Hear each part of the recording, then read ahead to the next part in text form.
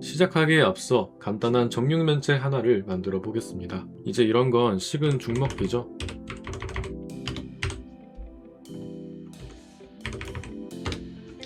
그런데 아직은 그냥 하얀색 덩어리일 뿐입니다. 여기에 색깔을 칠해야 비로소 진짜 모델처럼 보이기 시작하는데요. 오늘은 스케치업의 화장술, 매핑에 대해 배워보겠습니다. 자, 색칠을 하려면 페인트가 필요하겠죠. 이 상단 메뉴에 페인트통 아이콘을 누르거나 단축키 B를 누르겠습니다. 바로 버킷의 B인데요. 자, 그러면 마우스가 귀여운 페인트통으로 변했죠. 자, 드디어 스케치업 화면 우측에 위치한 트레이를 한번 볼게요. 여기에 보면 머트리얼이라는 탭이 있는데요. 우리가 버킷을 활성화하자마자 이 머트리얼 탭도 같이 펼쳐진 걸 볼 수 있습니다. 여기서 브릭이라는 폴더 안에 있는 벽돌 중 마음에 드는 벽돌 하나를 선택하겠습니다. 자, 그러면 내가 선택한 벽돌이 활성화되었는데요. 이제 아까 만든 하얀 벽돌 위에 이 페인트 통을 갖다 대고 클릭해 주겠습니다. 자, 그러면 한 번에 이 벽돌 무늬가 입혀졌습니다. 이런 작업을 매핑이라고 합니다. 자, 그런데 벽돌 색깔이 마음에 안 들 수 있겠죠. 나는 벽돌 색깔이 너무 붉은 것 같은데? 좀 더 어둡게 하고 싶어. 그럴 땐 어떻게 하면 될까요? 이럴 땐 물감을 섞어주면 됩니다. 이 머트리얼 탭을 보면 셀렉트 옆에 에디트라는 탭이 있는데요. 한번 눌러볼게요. 자, 그리고 이 머트리얼 탭의 하단부에 보면 슬라이드 바가 있는데 마우스로 건드려 보면 깜빡깜빡하죠. 혹시나 이 슬라이드 바가 너무 위에 있어서 보기 불편하신 분들은 이 슬라이드 바를 잡고 위아래로 조정을 하면은 이 크기를 조절하실 수 있습니다. 자, 다시 돌아와서 에디트 탭을 보면 HLS라고 적혀 있는 칸이 있는데요.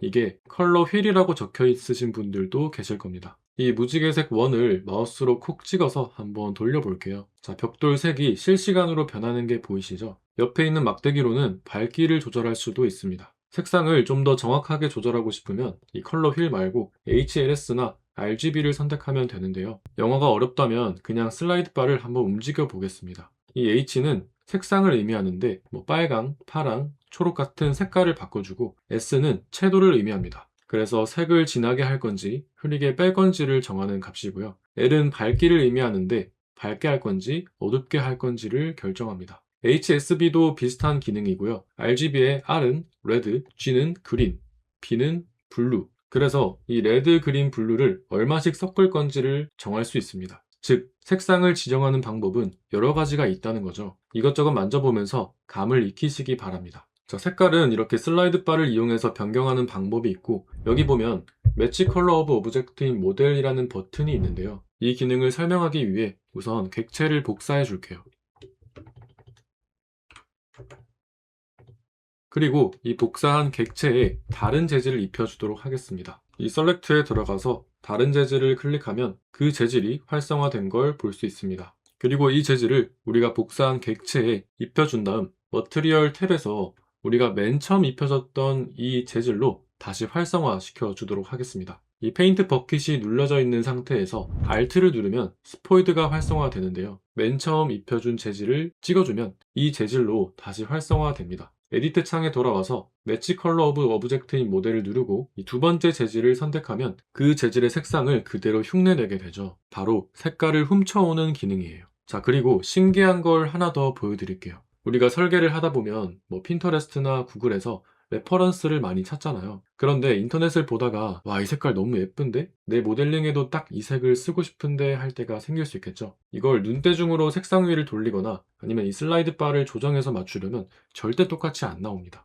그럴 땐 고민하지 말고 그 색을 그대로 뽑아오기만 하면 되는데요. 마찬가지로 기능을 설명하기 위해서 스케치업의 창을 좀 축소시킨 다음에 원하는 이미지를 하나 끌고 가져오겠습니다. 자, 이 상태에서 매치 컬러 온 스크린을 클릭한 다음 내가 원하는 사진에 요 색상을, 요 초록색 색상을 한번 찍어줄게요. 자, 그러면 어떤가요? 이 사진 속에 있던 이 색깔이 그대로 복사돼서 내 스케치업 재질로 쏙 들어왔죠. 이 기능은 스케치업 안에서만 되는 게 아니라 지금 여러분 모니터에 보이고 있는 모든 색을 무조건 다 훔쳐올 수 있는 아주 강력한 기능이에요. 이제 마음에 드는 색이 있으면 눈으로만 보지 말고 바로바로 찍어서 내 것으로 만드세요. 자, 그런데 매핑을 하다 보면 이 텍스처가 너무 작아서 잘 안 보이는 경우가 생길 수 있는데요. 이럴 땐 무늬의 크기를 키워주면 됩니다. 이 에디트 탭에 하단을 보면은 가로와 세로 길이를 적는 숫자가 있습니다. 여기에 숫자를 크게 입력하면 벽돌이 커지고요. 이 옆에 보면 이 쇠사슬 모양이 보이는데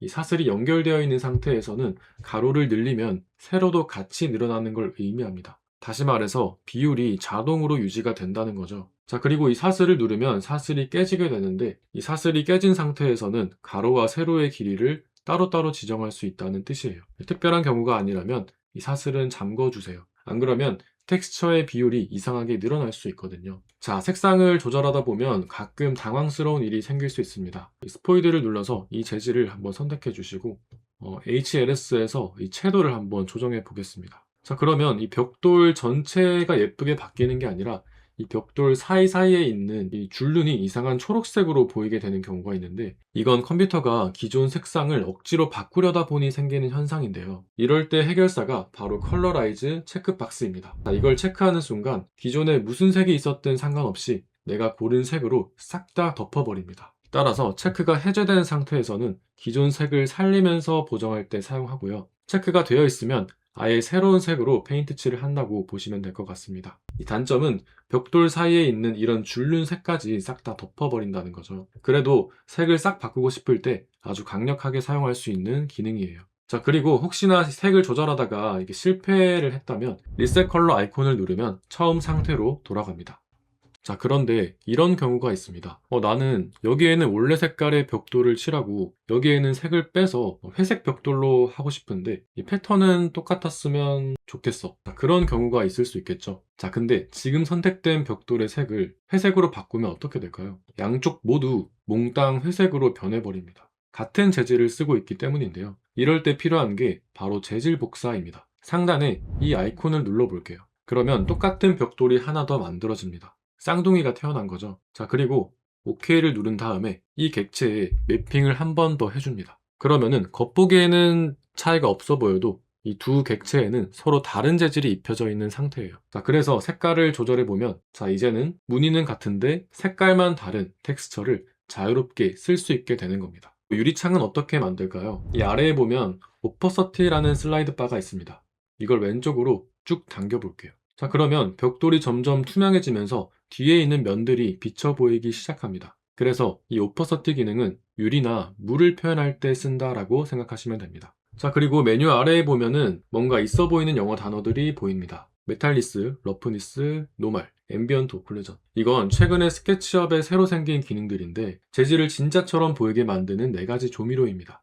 다시 말해 그냥 그림 같던 벽돌을 실사처럼 표현해주는 기능인데요. 간단하게 뭔지 맛만 한번 볼까요? 우선 오퍼서티를 최대치로 올려주고 색깔도 원래대로 해주겠습니다. 첫 번째는 메탈리스입니다. 말 그대로 이게 금속입니까를 묻는 겁니다. 체크를 하고 화면을 회전해 보면은 마치 번쩍거리는 금 또는 은 같은 금속으로 변한 것을 볼 수 있습니다. 수치를 낮추게 되면 빛을 반사하지 않는 나무나 플라스틱 같은 느낌이 나게 됩니다. 두 번째 값은 러프니스인데요. 이 값은 노말을 먼저 보고 그 다음 보겠습니다. 이 노말이 진짜 마법 같은 기능인데요. 우리가 만든 이 벽돌 면은 실제로는 평평하죠. 그런데 이 노말 값을 주게 되면 실제로 튀어나오지 않았는데 빛을 조절해서 마치 올록볼록 튀어나온 것처럼 착시 효과를 줍니다. 자, 이 상태에서 러프니스를 한번 볼게요. 러프니스는 표면이 얼마나 거친지를 조절합니다. 그래서 수치를 낮추게 되면 거칠지 않다는 걸 의미하는 거겠죠. 그래서 수치를 낮추게 되면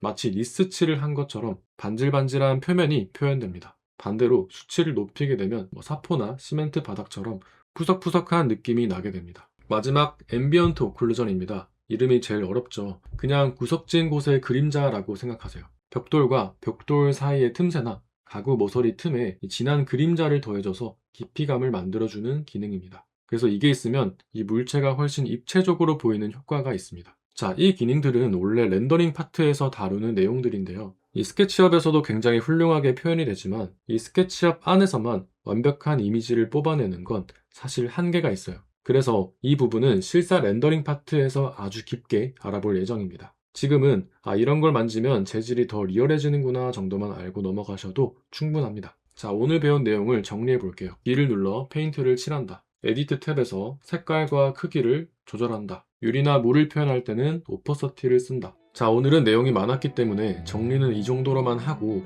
이해가 안 되는 부분은 다시 복습해서 보시길 권해드릴게요. 오늘 내용이 좀 많았는데 끝까지 영상 시청하신다고 고생 많으셨고요. 오늘은 단순히 매핑을 하는 방법에 대해 다뤘다면 다음 시간에는 매핑을 활용하는 방법에 대해 다뤄보겠습니다. 그럼 다음 시간에 뵙겠습니다.